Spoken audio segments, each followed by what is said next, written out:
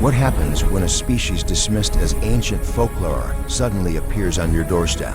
With enough firepower to shatter worlds, the Galactic Council was about to find out. For 3,000 years, humanity had been nothing more than a cautionary tale told to children across 100 worlds. A mythical race of savage warriors who burned themselves to extinction in nuclear fire. But myths don't build battleships, and legends don't declare war. Ambassador Threl'nix of the Valorian Collective adjusted his translation implant as he settled into his crystalline seat within the Grand Council chamber. Avastara Prime, the massive dome above, displayed a living star map, thousands of systems glittering like jewels against the velvet darkness of space. Each light represented a member species of the Galactic Council, a civilization that had earned its place among the stars through diplomacy, trade, and adherence to the sacred accords. Threl'nix had served the Council for 42 standard cycles, and in all that time, he'd never seen the chamber so unsettled. The usual pre-session chatter was absent, replaced by an uncomfortable silence that pressed down like a physical weight. Representatives from a dozen species huddled in tight groups, their body language screaming anxiety despite their various anatomies. Order, boomed High Chancellor Vexthra, her 4 eyes scanning the assembly with practiced authority. The Prythian leader stood nearly 3 meters tall, her scaled hide gleaming under the chamber's bioluminescent lighting. We convene this emergency session to address the situation developing in the Perseus Arm. Trade Minister Felix, your report. The small, rabbit-like Felixian hopped onto the speaking platform, his long ears trembling. High Chancellor, esteemed members, the situation is unprecedented. 17 days ago, our merchant fleet detected massive hyperspace signatures in the Sol sector. We initially attributed these readings to equipment malfunction, as the Sol system has been dead space for over 3 millennia. A ripple of uneasy chittering spread through the chamber. The Sol system. Even Threl'nix felt his tertiary hearts skip a beat at the name. Felix continued, his voice wavering. However, subsequent scans confirmed the readings. Multiple vessels, massive in scale, emerged from hyperspace coordinates that correspond to the 3rd planet of the Sol system, the planet the ancient legends call Earth. The chamber erupted. Delegates leaped to their feet, shouting over each other in a dozen languages. Threl'nix remained seated, his mind racing. Earth, the word itself was almost forbidden, spoken only in historical texts and whispered stories designed to frighten. The birth world of the humans, the burning ones, the species that supposedly destroyed themselves in a cataclysm of atomic fury. Silence. Vexthra's command echoed through the chamber, amplified by the acoustic architecture. We will maintain order or I will clear this session. Minister Felix, continue. The trade minister pulled up a holographic display. The image showed sensor data, waves of energy signatures that looked like nothing Threl'nix had ever seen. The vessels match no known configuration in our databases. They're enormous, some measuring over 4 kilometers in length. Their energy signatures are disturbing. High thermal output, intense electromagnetic fields, and radiation levels that suggest they're powered by controlled fusion reactions. Maybe even antimatter. That's impossible, interrupted Commander Zalthor of the Prythian Defense Fleet. Antimatter containment at that scale would require technology far beyond us. Felix finished quietly. Yes, Commander. That's precisely the problem. Threl'nix stood, requesting recognition. Vexthra nodded to him. Ambassador Threl'nix of Valoria, the chair recognizes you. High Chancellor, with respect. We're all dancing around the obvious question. Minister Felix, do you have visual confirmation of these vessels? Do we know who or what is aboard them? Felix's ears drooped. We do. And I warn you, what you're about to see will challenge everything we thought we knew about galactic history. He manipulated the controls, and the holographic display shifted. The image that appeared made Threl'nix's blood run cold. A warship hung in the void, dark and angular, its hull covered in armor plating that seemed to absorb light rather than reflect it. Weapons bristled from every surface: rail gun batteries, missile pods, energy projectors of unknown design. But it was the symbol emblazoned on the hull that confirmed everyone's worst fears. A blue and green sphere overlaid with a white bird, wings spread, clutching arrows in its talons. Beneath it, in sharp angular script, words in a dead language that the translation matrix struggled to process. United Earth Systems Navy, Threl'nix read. The vessel identifies itself as the UESN Indomitable, flagship of the 3rd Expeditionary Fleet. And it's not alone. Our scouts have identified over 100 vessels of various sizes. Destroyers, cruisers, carriers, support ships, a full battle fleet. He paused, his small frame seeming to shrink. And they're heading straight for Council space. The chamber exploded again. This time, Vextra let them shout, let them vent their fear and confusion. Threl'nix sat back down, his mind reeling. Humans, real, living humans, returned from extinction with a war fleet that could challenge the entire Council's combined military. Every species in the galaxy knew the stories. The humans had been a young race, barely into their atomic age when they'd been discovered by an exploratory mission from the long-extinct Prythian Empire. The Prythians had made contact, offered technology and a place in the greater galactic community. But the humans had been fractured, divided into hundreds of competing nations, unable to unite even when faced with proof of alien life. According to the legends, the humans had taken the Prythian technology and turned it into weapons. They'd fought each other with increasing ferocity, escalating from chemical weapons to nuclear arsenals to things even more terrible. The final war, the one that supposedly ended them, had lasted only 3 days.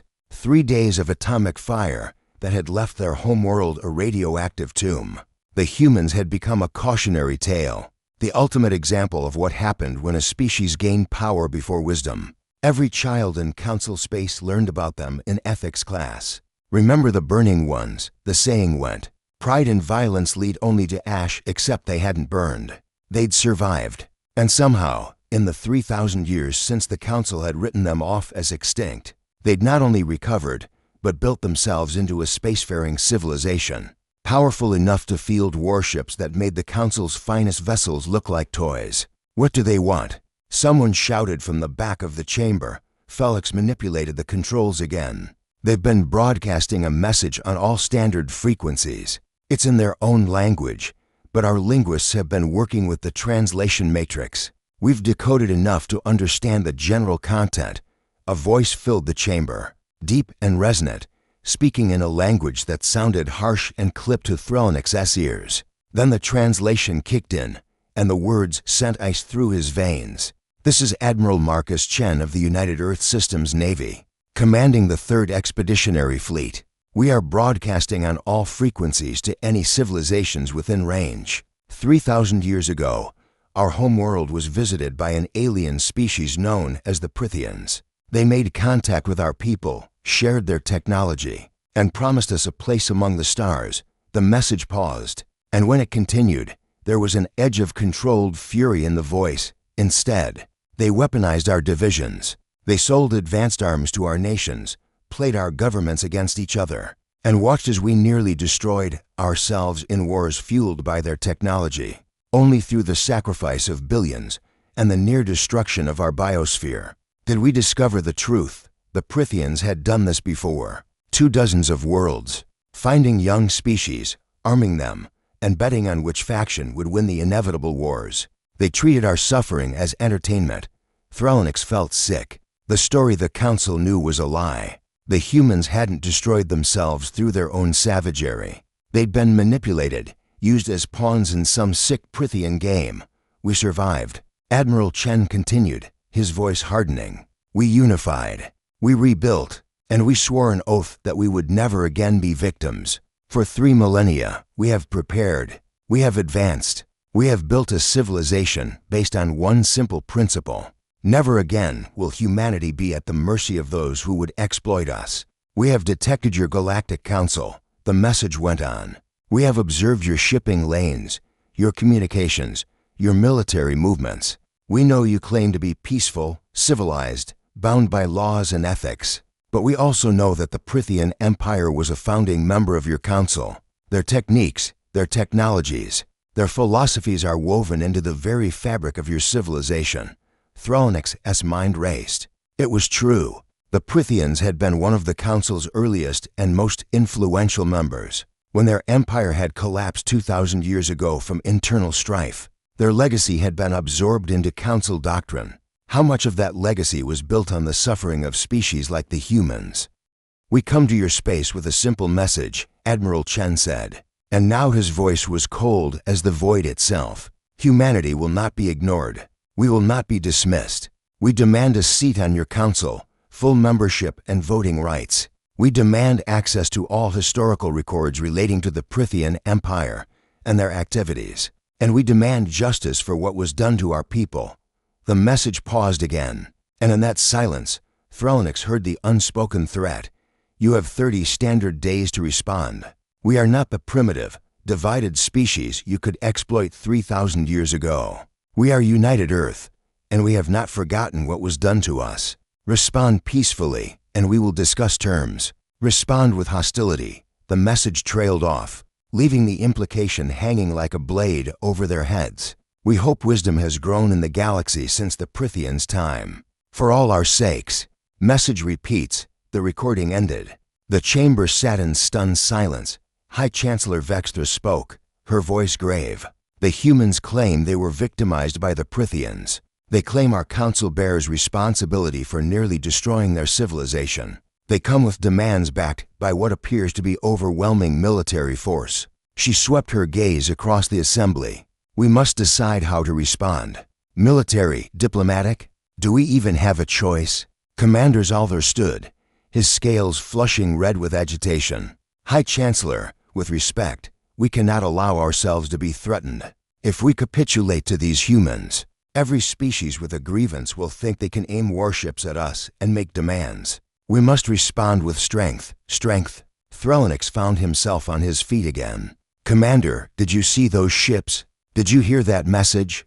They've had 3,000 years to prepare for this moment. They're not some backwater species making empty threats. They're a civilization that survived what should have been an extinction event and came back stronger. If we fight them, we lose," said a quiet voice from the back. The entire chamber turned to see who had spoken. Ambassador Kresh of the Sindari emerged from the shadows where her species preferred to lurk. The insectoid diplomat clicked her mandibles thoughtfully. "I have reviewed the sensor data thoroughly. Their energy signatures alone suggest weapons capability far exceeding our own.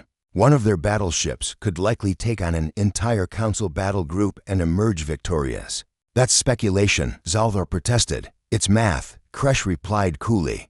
"The power output from their fusion cores, the energy capacity of their weapon systems, the thickness of their armor based on mass calculations, it's all there in the data. We are outgunned, outclassed, and caught completely unprepared." She turned to face the High Chancellor. "I recommend immediate diplomatic outreach. We need to understand what they truly want and whether we can give it to them, without compromising council integrity." Vextra nodded slowly. "Ambassador Kresh speaks wisdom. However, we cannot ignore the commander's concern either. If we appear weak, if we simply give in to their demands, we invite chaos." She stood to her full imposing height. "I propose we form a diplomatic delegation to make contact with this Admiral Chen. We will hear them out, verify their claims about the Prythians, and negotiate in good faith.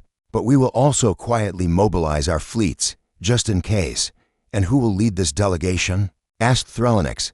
Vextra asked for eyes fixed on him. "You will, Ambassador. You're from Valoria, a species known for diplomacy and honor. You have no connection to the Prythian Empire. And you're curious enough to actually want to meet these humans face to face, aren't you?" Threl'nix couldn't deny it. Terror and fascination warred in his chest. "To meet the Burning Ones, to speak with legends made flesh, I accept, High Chancellor. When do I leave?" "Immediately. Take whatever staff you need. I'll have our fastest courier ship prepared." Vextra's expression softened slightly. "And Ambassador, be careful. If the humans are even half as dangerous as the legends claim, you'll be walking into the lion's den." "The what?" Threl'nix asked, unfamiliar with the idiom. "A human phrase I came across in the historical archives." Vextra said grimly. "It means walking willingly into a place of great danger. The lion was a predator on Earth, large, powerful, territorial. Walking into its den meant almost certain death." "How encouraging," Threl'nix muttered. 3 days later, Threl'nix stood on the bridge of the courier ship Swift Mercy, watching the hyperspace vortex collapse behind them as they dropped into real space, at the coordinates the humans had provided. What he saw made his tertiary hearts stop entirely. The human fleet hung in formation round a massive space station, a construction of metal and ceramic that must have massed billions of tons. But it was the ships themselves that captured his attention. The holographic images hadn't done them justice. Up close, the human warships were terrifying in their brutal functionality. No elegant curves, no artistic flourishes, just angular death machines bristled with weapons. The flagship, the Indomitable, dwarfed everything around it. For kilometers of armor, guns, and barely contained fury. Point defense turrets tracked the Swift Mercy as they approached, and Threl'nix couldn't shake the feeling of being in the sights of a predator. Ambassador. His pilot said nervously, "I'm receiving docking coordinates. They're inviting us aboard the flagship."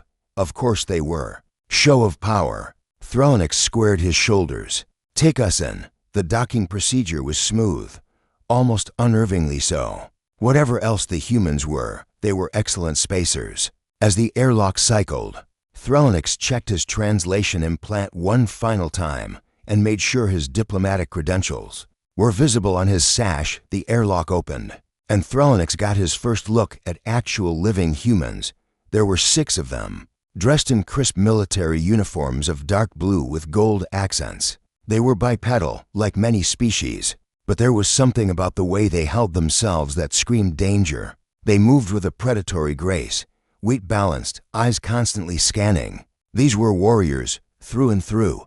The leader stepped forward, a female with dark skin and closely cropped hair. She was shorter than Threl'nix by half a meter, but he still felt like she was looking down at him. Ambassador Threl'nix of Valoria. "I'm Commander Sero Conquo, head of security for the Indomitable.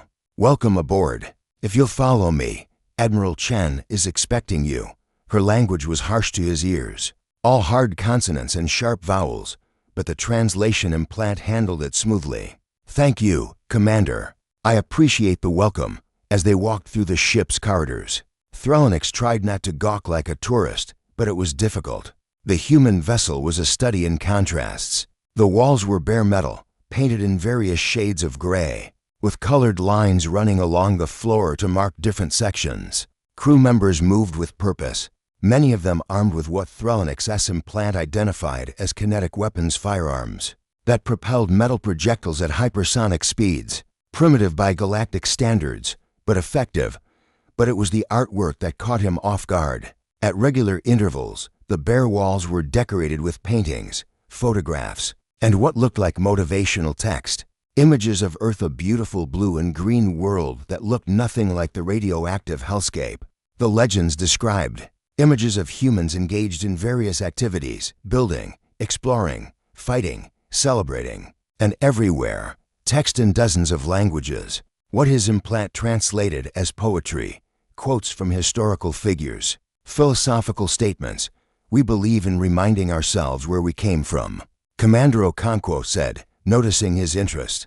"In space, it's easy to forget you're human. These help us remember." They passed a particularly striking image, a mushroom cloud rising over a city, with text beneath it in stark red letters. The translation made Threl'nix's blood run cold. "Never again. New York City. 2045 to 2.7 million dead. We remember. That's from the war," Okonkwo said quietly. "The one the Prythians started. Every ship in the fleet has similar memorials.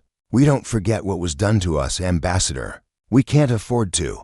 They arrived at a set of large doors guarded by 2 more armed humans. The doors slid open, revealing a spacious office that was part command center, part museum. One wall was covered in screens showing various views of the fleet and surrounding space. Another wall held what looked like historical artifacts, old weapons, flags, medals, even what appeared to be a piece of twisted metal mounted in a preservation field. Behind a large desk sat Admiral Marcus Chen. The man was older than the others Threl'nix had seen. His hair shot through with gray, his face lined with what humans called wrinkles, marks of age and experience. He wore the same dark blue uniform, but with more gold decoration and an array of colorful ribbons on his chest. that Threl'nix implant identified as military honors. The Admiral stood as they entered, and Threl'nix was struck by his eyes. They were dark, almost black, and held a depth of experience and determination that was almost frightening. "Ambassador Threl'nix," Chen said, his voice the same one from the broadcast message. "Thank you for coming. Please sit." He gestured to a chair that had clearly been designed to accommodate non-human physiologies. Threl'nix sat, trying to project a calm he didn't feel. "Admiral Chen, I come as a representative of the Galactic Council to open dialogue regarding your message." Chen sat back down, steepling his fingers. "My ultimatum, you mean? Let's not dance around it, Ambassador. We came to your space armed and made demands. That's not typically considered diplomatic." "No," Threl'nix admitted. "It's not, but I'm hoping we can move past that. Admiral, the Council is willing to hear your grievances. We've begun a full investigation into the historical records regarding the Prythian Empire's activities. If what you claim is true, if..." Chen's voice went cold. "Ambassador, let me show you something." He manipulated controls on his desk, and a holographic display sprang to life between them. Images began to flow, and Threl'nix watched in growing horror. Recordings of human cities burning, bodies piled in streets, mushroom clouds blooming like obscene flowers, refugees fleeing in endless columns, children with burns covering their bodies, hospitals overflowing with the dying, and through it all, clear evidence of advanced weapons that humans of that era couldn't possibly have developed themselves. "This is footage from the war," Chen said, his voice hard. 23 years of conflict that killed over 4 billion people and left Earth barely habitable. And this," he pulled up another image, showing what looked like a Prythian laughing with human military officers, money and weapons changing hands. "This is evidence we found after the war, when we finally unified and started asking questions. The Prythians sold weapons to all sides. They provided intelligence to everyone and no one. They manipulated our communications, deepened our divisions, and sat back to watch the show." Threl'nix felt sick. Why? Why would they do such a thing? Chen's laugh was bitter. Entertainment, initially. They bet on the outcomes. Later, it became a way to test new weapons designs using real combat data. "We found the records, Ambassador. Detailed accounts of which weapons performed best, which tactics were most effective. All carefully analyzed and sold to the highest bidders across the galaxy." "The Council knew nothing of this," Threl'nix said desperately. "The Prythian Empire collapsed 2,000 years ago. Their records were fragmentary. If we had known, would you have done anything?" Chen interrupted. "Ambassador, the Prythians were founding members of your council. Their technology, their philosophies, their approach to galactic civilization, it's all baked into your systems. How many other species have they done this to? How many other young civilizations has the Council allowed to be exploited? Because they weren't advanced enough to matter?" Threl'nix had no answer. The question cut too close to truths he'd always avoided examining. Chen continued. "We spent 3,000 years recovering, rebuilding, and advancing. We unified our species under a single government. We cleaned our world. We developed technologies that would make us strong enough that no one could ever do to us what the Prythians did. And all the while, we watched your council, studied your civilization, and asked ourselves, are they complicit? Did they know? Would they care if they found out? And what did you conclude?" Threl'nix asked quietly. "That we need to find out for ourselves," Chen replied. "Hence our rival. We don't come as supplicants, begging for a place at your table. We come as equals, demanding recognition and justice. If you truly are the civilized, ethical society you claim to be, you'll grant both. If you're not," he let the threat hang, "you'll go to war." Threl'nix finished. "Admiral, I must be honest with you. Your fleet is impressive, but the Council has the combined military might of over 100 species. Even with your advanced technology, do you know what the Prythians' greatest mistake was?" Chen interrupted. "They assumed we would destroy ourselves completely. They thought humans were so violent, so divided, that we'd never survive long enough to become a threat. They were wrong. And do you know why?" Threl'nix shook his head. "Because violence isn't just about destruction, Ambassador. It's also about survival. It's about adaptation. It's about doing whatever is necessary to protect what you love. Yes, we nearly died in the flames. But we didn't. We came through the fire harder, stronger, and absolutely determined that we would never be vulnerable again. Chen leaned forward. Your council has never fought a species like us. You've never faced an enemy that spent 3 millennia preparing for this exact moment. You've never encountered a civilization that rebuilt itself from nuclear ashes, with one singular purpose, revenge. Is that what this is? Threl'nix asked. Revenge. Chen was quiet for a long moment. Partly, he finally admitted. We want justice for what was done to us. But more than that, we want to make sure it never happens again, to us or to anyone else. We've been monitoring your space for centuries, Ambassador. We know about the protectorate species you've uplifted. We know how many of them are exploited, their resources extracted, their people treated as second-class citizens. The galaxy hasn't changed as much as you'd like to think since the Prythians' time. Threl'nix wanted to argue, but he couldn't. Everything Chen said was true.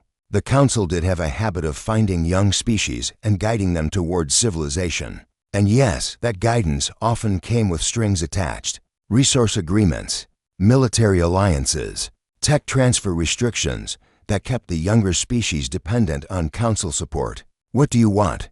Threl'nix asked. Truly, beyond the demands in your message, Chen stood and walked to the wall holding the artifacts. He touched the piece of twisted metal reverently. This is from a bomber that attacked Beijing during the war. It was shot down over the city, killing everyone aboard. Later, we discovered it had been armed with Prythian weapons, fueled by Prythian intelligence. The pilot was 18 years old. He turned back to Threl'nix. We want to make sure that 18-year-old's sacrifice wasn't in vain. We want a galaxy where young species aren't exploited, where advancement is earned through merit, not extraction, where civilizations can grow and develop without being manipulated by those who see them as resources or entertainment. We want the galaxy the Council claims to have already built but never actually did. That's ambitious, Threl'nix said carefully. It's necessary, Chen countered. And if the Council won't do it voluntarily, we'll force the issue. One way or another, the galaxy is going to change, Ambassador. The only question is whether that change comes through cooperation or conquest. The words hung in the air like a death sentence. Threl'nix understood now the impossible position he was in. The humans weren't bluffing. They were prepared to go to war with the entire Council if necessary. And from what he'd seen, they might actually win.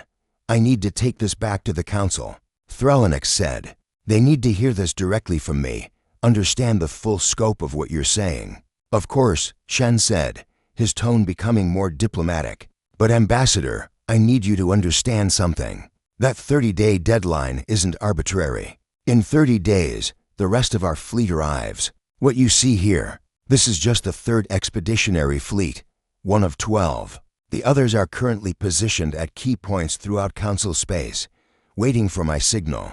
If negotiations fail, we will simultaneously strike at every major Council military installation, shipyard, and command center. We will cripple your ability to wage war in the opening hours of the conflict.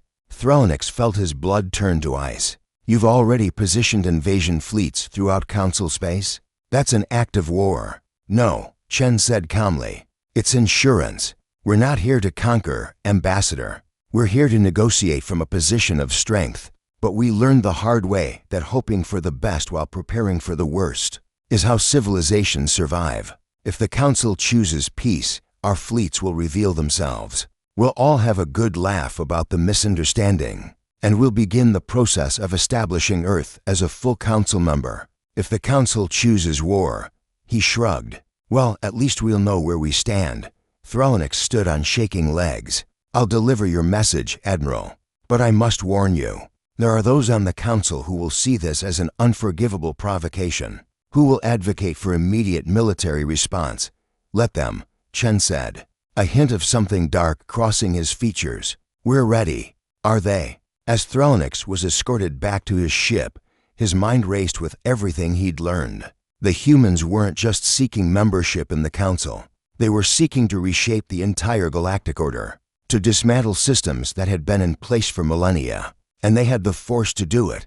But more than that, They had something even more dangerous. They had righteousness. They believed, truly believed, that they were the victims seeking justice, that they were the heroes of this story. And there was nothing more dangerous in the universe than someone who believed they were absolutely in the right. As the swift Mercy undocked and accelerated away from the human fleet, Threl'nix looked back at the assembled warships, hundreds of vessels, each one a masterpiece of destructive potential. And somewhere out there in the darkness, 11 more fleets, just like this one, waiting for the word to attack. The galaxy was about to change forever. The only question was how much blood would be spilled in the process.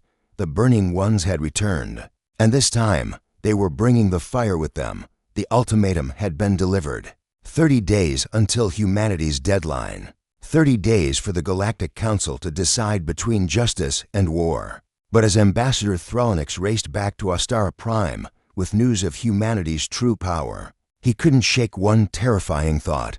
Some wars are decided before the first shot is ever fired, and the humans had been preparing for this war for 3,000 years.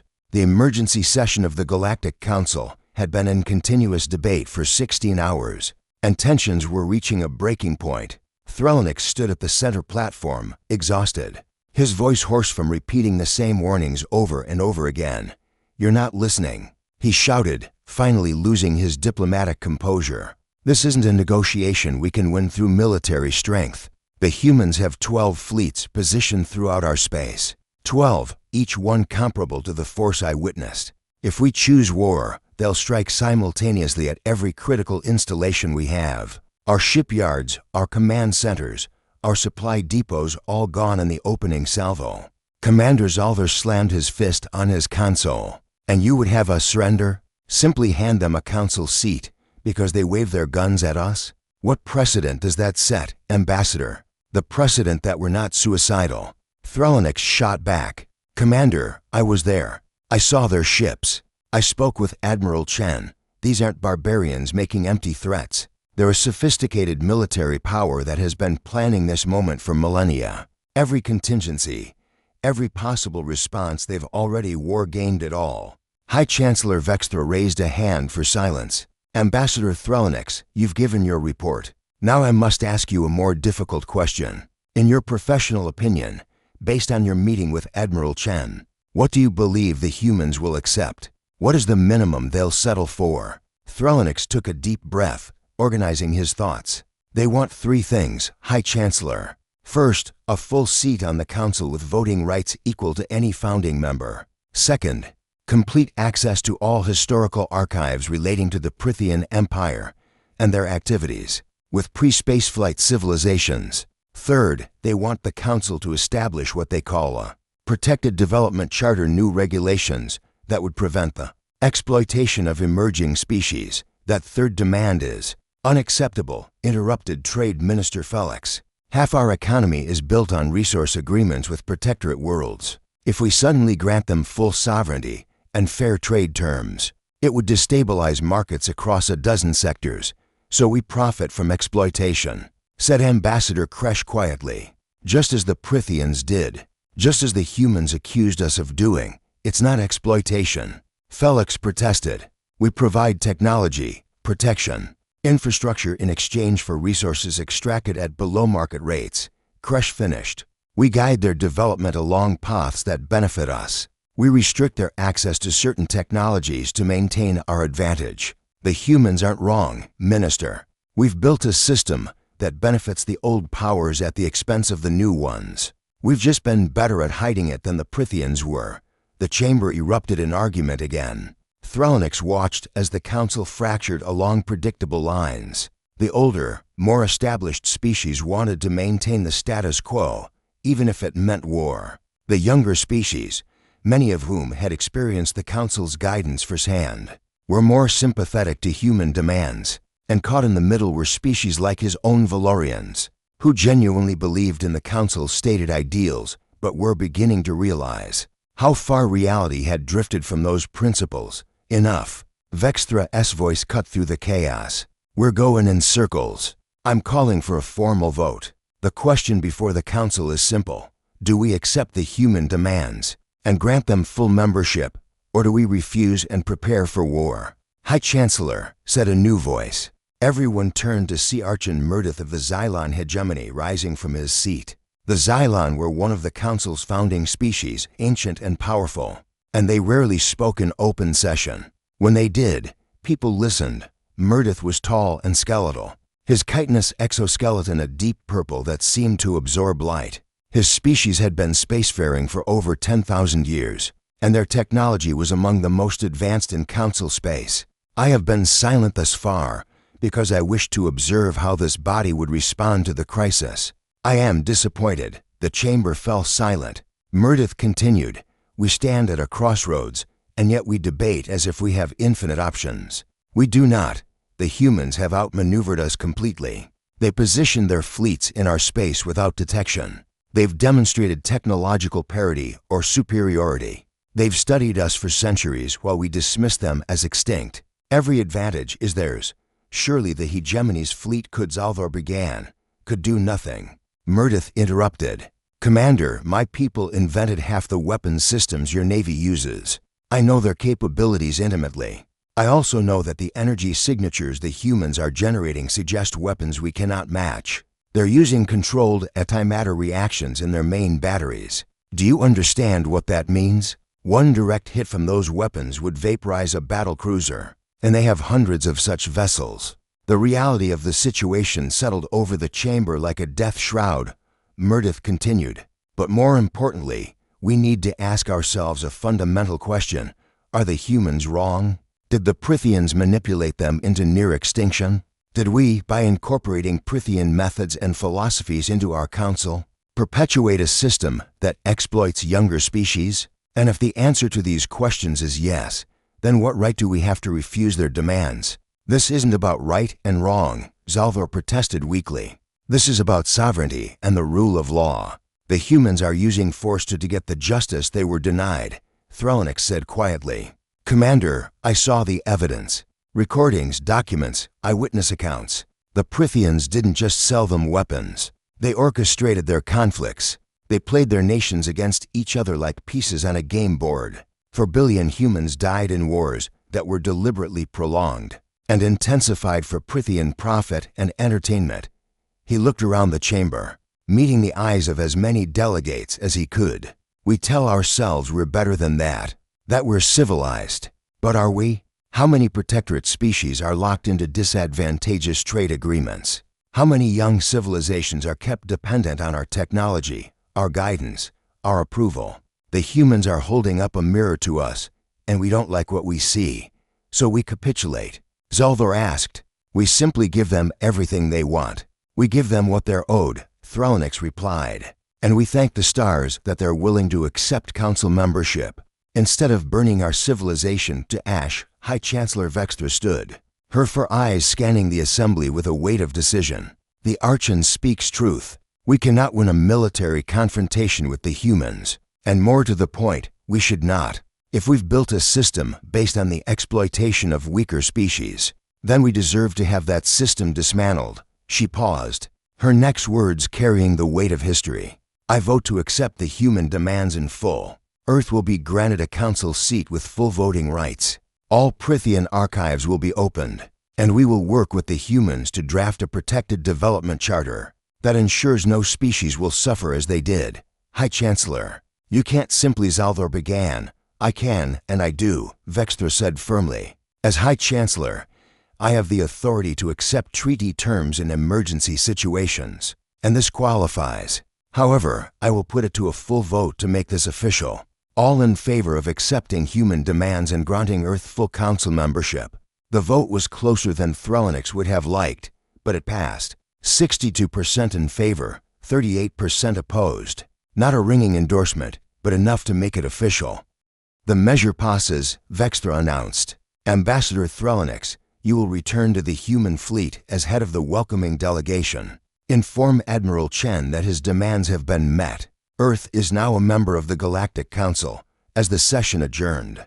Threl'nix felt no sense of victory. They'd avoided war, but they'd done so by admitting their own corruption. The Council would never be the same. The humans had seen to that. 2 days later, Threl'nix found himself once again aboard the Indomitable. this time accompanied by a full delegation of council representatives. They'd prepared speeches, drafted treaties, organized ceremonies. Everything was ready for Earth's formal admission to the council. Admiral Chen greeted them in the same office, but this time there were other humans present. Scientists, diplomats, historians, representatives from various branches of Earth's government. Chen himself seemed more relaxed, though no less formidable. "Ambassador Threl'nix," Chen said, extending his hand in the human gesture of greeting. Threl'nix had practiced and managed to clasp it properly. "I'm told you bring good news. The Council has voted to accept your demands, Admiral." Threl'nix said formally, "Earth is hereby granted full membership with all attendant rights and privileges. The Prythian archives are open to you, and we're prepared to work with you on the Protected Development Charter." He expected triumph, perhaps even gloating. Instead, Chen simply nodded. "Thank you, Ambassador. That took courage, admitting the Council's failings." "I know that wasn't easy. It was necessary," Threl'nix replied. "You were right about us, about what we'd become. The Council has lost its way. Perhaps having Earth as a member will help us find it again." "That's our hope," Chen said. "But before we proceed with the official ceremonies, there's something I need to tell you. Something I need to show you." He gestured to the other humans. "These people are about to give you a demonstration that will change your understanding of everything that's happened." Threl'nix felt a tremor of unease. "What kind of demonstration?" One of the humans, a woman with gray hair and kind eyes, stepped forward. "Ambassador, I'm Dr. Elizabeth Park, Director of Earth's Temporal Studies Institute. What I'm about to tell you will sound impossible, but I assure you it's absolutely true. The fleet you see around you, these ships, these weapons, they don't exist." Threl'nix stared at her. What? They're holograms," Dr. Park explained. "Extremely sophisticated ones, backed by sensor spoofing that makes them appear real to every scanning technology the Council possesses. But they're not physical vessels. They're projections." The room seemed to tilt. That's impossible. "I was aboard this ship. I walked through its corridors." "This ship is real," Admiral Chen said. "The Indomitable and about a dozen support vessels. Everything else, pure illusion. We built the flagship and a few escorts to make the deception complete. But the rest of the fleet you saw, smoke and mirrors, Ambassador. Very, very expensive smoke and mirrors." Threl'nix's legs gave out, and he collapsed into the nearest chair. "But the energy signatures, the power readings, the radiation, all faked," Dr. Park said gently. "We've been studying Council technology for 2 centuries. We know how your sensors work, what they look for, what readings indicate what types of vessels. We fed your scanners exactly what they expected to see, what they'd interpret as a massive war fleet. The other 11 fleets," Threl'nix asked weakly, "don't exist," Chen confirmed. "Ambassador, Earth has exactly 1 battle fleet. This one. We have good ships, advanced technology, and highly trained crews. But we don't have 12 fleets. We don't have thousands of warships. We have what you see right here, plus our home defense forces." Threl'nix's mind reeled. "You bluffed. This entire thing was a bluff. The biggest bluff in galactic history," Chen said with a slight smile. "And you fell for it completely. The Council was so terrified of the legendary Burning Ones returning as a military superpower that you never questioned whether we actually were one. But the evidence you showed me." Threl'nix protested. "The war, the Prythians, all of that was completely real," Chen said, his smile fading. "Every word I told you about what the Prythians did to us was true. The recordings, the documents, the 4 billion dead, all true. We did survive. We did rebuild. We did spend 3,000 years advancing. But we didn't spend that time building a war machine, Ambassador. We spent it building a civilization. A peaceful one." Dr. Park pulled up a holographic display of Earth. The planet was beautiful, covered in blue oceans, green continents, and swirling white clouds. Cities glittered on the night side, but they were small, integrated into the landscape rather than dominating it. "This is Earth today. 3 billion people living in harmony with our biosphere. We have advanced technology, yes, but we use it to heal, to build, to explore, not to conquer." After the war, Chen explained, humanity made a choice. We could let our trauma define us. could let fear and anger drive us to build weapons and prepare for revenge. Or we could choose a different path. We chose peace, Ambassador. We chose to prove that the Prythians were wrong about us, that we weren't just violent primitives who would always destroy ourselves. Then why this? Threl'nix demanded, gesturing at the ship around them. Why the threats? Why the ultimatums? Because peace doesn't mean passivity, Chen said firmly. We've been watching the Council for 2 centuries, and we saw the same patterns the Prythians used. The exploitation, the manipulation, the systematic disadvantaging of younger species. We knew that if we came to you as supplicants, you'd dismiss us. You'd offer us some junior membership status, lock us into unfair agreements, and keep us dependent on your technology and approval. So we became what you feared. Dr. Park continued. We made ourselves into the legend that already existed.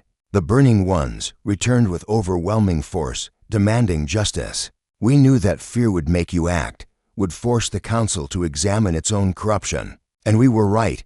Threl'nix felt a mix of emotions, anger at being deceived, relief that the war threat wasn't real, and grudging admiration for the audacity of it all. You manipulated us. Yes, Chen said simply.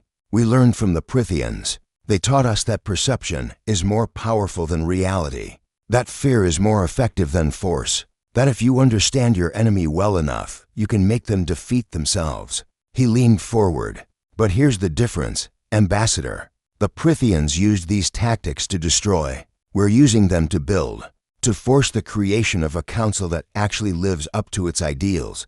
And if we had chosen war? Threl'nix asked. If we had called your bluff and attacked? Chen's expression grew somber. Then a lot of people would have died, and we would have lost. We weren't lying about our weapons technology. What we have is advanced. But one real fleet can't fight 100 species, no matter how good our ships are. We would have fought hard, made you pay a terrible price, but ultimately we would have lost. That's why the 30-day deadline, Dr. Park added. We needed you to make a decision quickly, before you had time to really analyze the data, to spot the inconsistencies in our deception. It was a race against time. So this entire crisis was built on lies, Threl'nix said flatly. No. Chen corrected. It was built on truths. Everything I told you about the Prythians was true. Everything I said about the Council's exploitation of younger species was true. The only lie was the scale of our military power. And that lie was necessary to make you listen. Threl'nix stood, pacing the office. The Council isn't going to like this. When they find out they were deceived, they won't find out. Chen interrupted. Not unless you tell them. As far as the Council knows, Earth has 12 fleets positioned throughout Council space. That belief will keep them honest, keep them committed to real reform. Only a handful of Council members will ever know the truth, those we can trust to understand. Why the deception was necessary. You want me to lie to my own government? Threl'nix said. I want you to help us build something better, Chen replied. The Council voted to accept our demands because they believed we could destroy them. Now they're going to work with us on reforms because they still believe. We're watching with overwhelming force. That fear will drive real change, Ambassador. It will force the Council to actually become what it always claimed to be. And when the truth eventually comes out, Threl'nix asked, because it will. Secrets like this always surface eventually. Chen nodded. By then, hopefully the reforms will have taken hold. The Protected Development Charter will be law. The exploitation will have ended. And the Council will have proven that it can change, can be better. At that point, the truth about our fleet won't matter because the change will already be permanent. Dr. Park added, and honestly, Ambassador, by the time the truth comes out, it might actually be true. We're building ships right now, real ones. In another century, we'll have those 12 fleets for real. We're just borrowing a future truth to fix a present problem. Threl'nix looked at the Earth image still rotating in the holographic display. A beautiful world, recovered from nuclear fire through sheer determination. A species that had survived the unsurvivable and chosen peace over revenge, until the Council had forced them to resurrect their demons, to become the monsters from their own legends. Just to be heard. You've put me in an impossible position, he said quietly. We've put you in the position to be a hero, Chen countered. Go back to the Council. Tell them Earth is ready to be a constructive member. Work with us on the Protected Development Charter. Help us reform the system. And yes, maintain the fiction of our military strength for as long as necessary. History will remember you as the diplomat who saved the Council from itself, or as the traitor who conspired with humans to deceive his own people, Threl'nix said. That's your choice, Chen said. But ask yourself this, which is the greater betrayal? Keeping this secret to force positive change, or revealing it and letting the Council slide back into comfortable corruption? Threl'nix closed his eyes. The decision should have been easy. He was a diplomat, sworn to serve the Council honestly. But Chen was right, the Council had become corrupt. It had lost its way. And if this deception, this beautiful audacious lie, could force real reform, I'll keep your secret, he finally said. But I have conditions. First, Earth will genuinely work on reform, not just use this as leverage for your own advantage. Second, you will eventually disclose the truth, once the reforms are firmly established. And third, you will actually build those 12 fleets, so that when the truth comes out, it becomes retroactively true. Chen extended his hand again. Deal, we were planning to do all of those things anyway. But I appreciate you holding us to it. Threl'nix shook his hand, sealing the most consequential decision of his life. 1 week later, Ambassador Threl'nix stood in the Grand Council chamber of Ostara Prime, watching as Admiral Marcus Chen was formally welcomed as Earth's representative to the Galactic Council. The ceremony was broadcast across 100 worlds, showing humanity's emergence onto the galactic stage. Chen gave a speech about cooperation and mutual prosperity, about learning from the past and building a better future. He never mentioned the war except in passing. He never threatened or postured. He was the perfect diplomat, humble and gracious in victory. But Threl'nix knew the truth, knew that the hundreds of warships still positioned throughout Council space were illusions, knew that humanity had won its seat through the greatest bluff in history, and knew that he was now part of that deception. As the ceremony concluded and delegates came forward to congratulate Chen, Threl'nix felt a hand on his shoulder. He turned to find Archon Murdoth of the Xylon hegemony. "Walk with me, Ambassador," the ancient alien said quietly.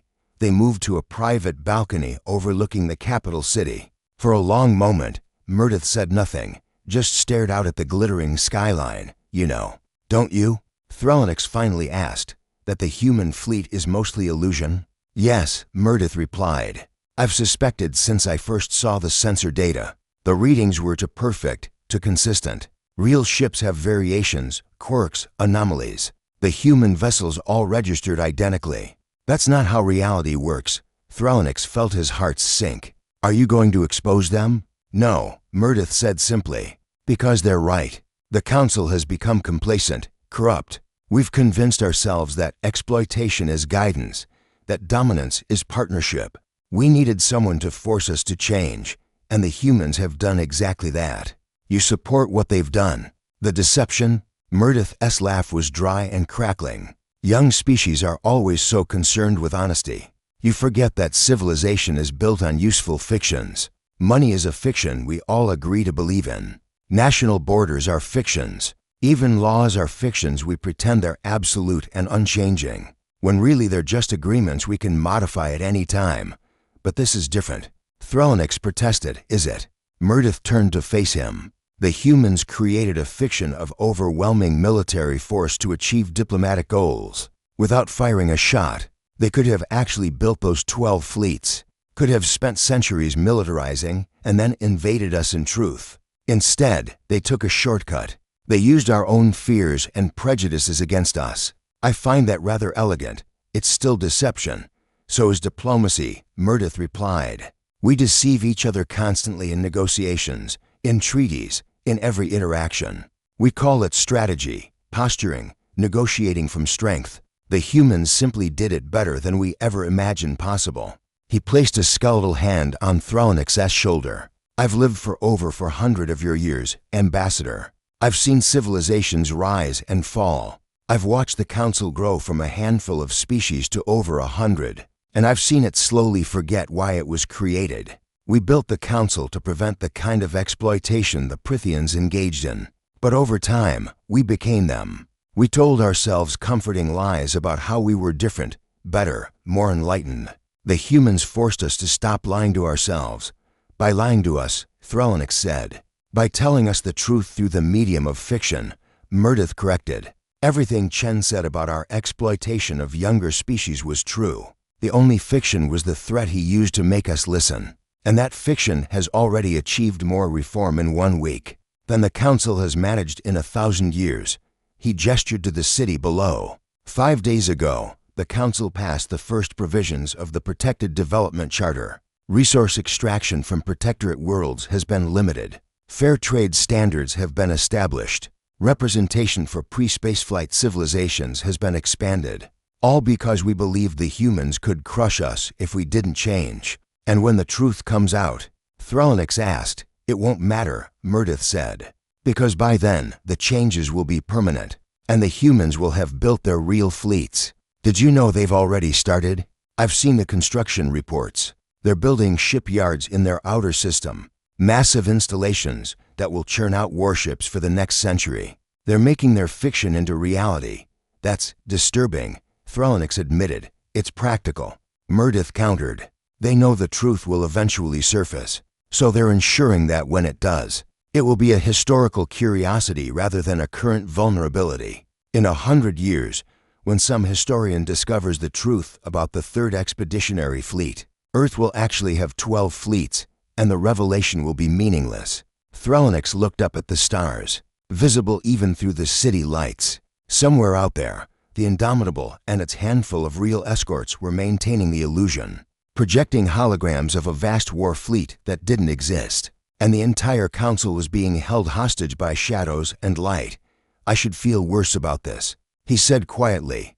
"But you don't," Murdoth said, "because you know it's necessary. Because you've seen what the council had become and you understand that. Sometimes systems are so broken they need to be shocked into change. The humans provided that shock.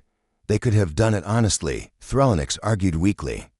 "And sometimes they're exactly what the galaxy needs. Could they?" Murdoth challenged. "Would the council have listened to a single fleet from a species we thought was extinct? Would we have given them a seat, opened our archives, agreed to reform our entire economic system based on their exploited protectorates, if we hadn't been terrified of their military might?" "Be honest, Ambassador," Threl'nix couldn't answer. Because Murdoth was right.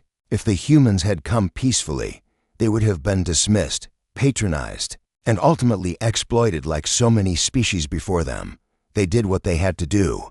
Murdoth said gently, "And now we must do what we have to do. We maintain the fiction, we support the reforms, and we help build a council that actually deserves the loyalty of its member species. That's our responsibility now." "You make it sound noble," Threl'nix said. "It is noble," Murdoth replied. "We're reforming a corrupt system. We're preventing the exploitation of countless species. We're building a better galaxy. The fact that we're doing it based on a human bluff doesn't make it less noble. It just makes it more ironic." He turned to leave, then paused. "One more thing, Ambassador. The humans chose you for a reason.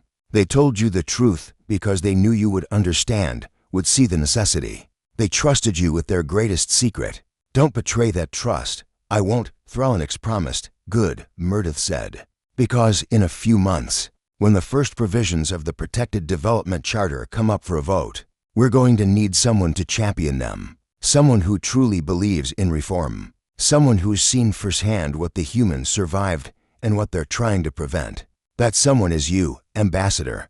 As Murdoth left, Threl'nix remained on the balcony, looking up at the stars. Somewhere out there, Admiral Chen and Dr. Park and all the other humans were maintaining the greatest deception in galactic history. They'd come to Council space not as conquerors, but as reformers. Not as destroyers, but as builders. They'd resurrected the legend of the Burning Ones, turned themselves into the monsters from their own darkest chapter, all to force the galaxy to change. And it was working. Admiral Marcus Chen stood in the observation lounge of the Indomitable, watching as the first real battleship of Earth's new navy took shape in the orbital shipyard. The massive vessel, designated UESN Reformation, was nearly complete. "It would be the first of many. Impressive, isn't it?" Ambassador Threl'nix said, joining him at the window. The Valorian had become a regular visitor to Earth space over the past year. working closely with human diplomats on the Protected Development Charter. It'll be nice to have a real fleet to back up our fiction, Chen admitted. Though I'll miss the cost savings of holographic warships. Threl'nix's laugh was genuine. How are the other construction sites progressing? On schedule. We'll have 12 battleships completed within 5 years. Cruisers and destroyers are rolling out faster. We'll have 100 of those within 3 years. It won't be 12 full fleets, but it'll be substantial enough that if someone discovers the truth about the third expeditionary fleet, we'll be able to point at our real forces and say we were just getting started. The Protected Development Charter passed its final vote last week, Threl'nix said. Full implementation across all Council space. Protectorate worlds are being granted sovereignty. Resource agreements are being renegotiated. It's actually happening, Admiral. The Council is reforming because they think we'll destroy them if they don't, Chen said. Does it matter? Threl'nix asked. If fear of your fleet is what drives positive change, is that so different from being motivated by genuine ethics? Yes, Chen said firmly, but it's a start. Eventually, I hope the Council will maintain these reforms because they're right, not because they're afraid. That's when we'll know we've truly succeeded. They watched the construction in comfortable silence for a while. Then Threl'nix spoke again. I've been meaning to ask, when you first came to Council space with your demands, were you prepared to actually go to war if we refused? Chen was quiet for a long moment. Yes, he finally admitted. We would have lost, but we would have fought. Because sometimes the principle matters more than the outcome. Sometimes you have to stand up and say this is wrong, and I will not accept it. Even if standing up means destruction. That's terrifying, Threl'nix said. That's humanity. Chen replied. We learn from the Prythians that the galaxy isn't kind to the weak, but we also learn from our own history that strength without morality is just another form of tyranny. So we became strong enough to demand justice, but moral enough to do it without unnecessary bloodshed. The Protected Development Charter will save countless species from the exploitation you suffered. Threl'nix said, You've changed the galaxy, Admiral. You and your fictional fleet. Chen smiled. It won't be fictional much longer. And when it's real, when Earth actually has the military might to back up our diplomatic weight, maybe then we can start working on the really hard problems. Universal rights, economic justice, making the Council into what it should have been all along. One reform at a time, Threl'nix said. One reform at a time, Chen agreed. As they stood watching the stars, watching the slow growth of Earth's true fleet, both of them understood that they'd participated in something extraordinary. A species thought extinct had returned not as conquerors, but as conscience. They'd used the galaxy's fear of the legendary Burning Ones to force positive change, to reform a corrupt system, to build something better, and if that required maintaining a beautiful lie, a fiction of overwhelming force that didn't yet exist but soon would, well, sometimes the best way to create the future you want is to make everyone believe it's already here. The Burning Ones had returned, but instead of bringing fire and destruction, they'd brought light and justice. And the galaxy would never be the same. In the end, the greatest victory isn't won through superior firepower, but through superior strategy. Humanity had learned the hard way that perception shapes reality, that fear can accomplish what force cannot, and that sometimes the most powerful weapon is the one you never have to use. They'd come to the stars not as the monsters from ancient legends, but as reformed survivors carrying a message the galaxy desperately needed to hear. That civilization without justice is just sophisticated barbarism, and that real strength means standing up for what's right, especially when you're not sure you're strong enough to win. The Galactic Council had feared the return of the Burning Ones. What they got instead was something far more dangerous, accountability. And in the years to come, as the Protected Development Charter transformed the galaxy, as exploitation gave way to cooperation, as younger species found their voices and their power, everyone would remember the day Earth arrived with its warships and ultimatums. They'd remember the fear, the crisis, the near war that almost destroyed them all. What they wouldn't remember, what only a handful of beings would ever know, was that the greatest bluff in galactic history had been won with nothing more than smoke, mirrors, and the courage to demand a better tomorrow. Sometimes legends are real. Sometimes they're necessary.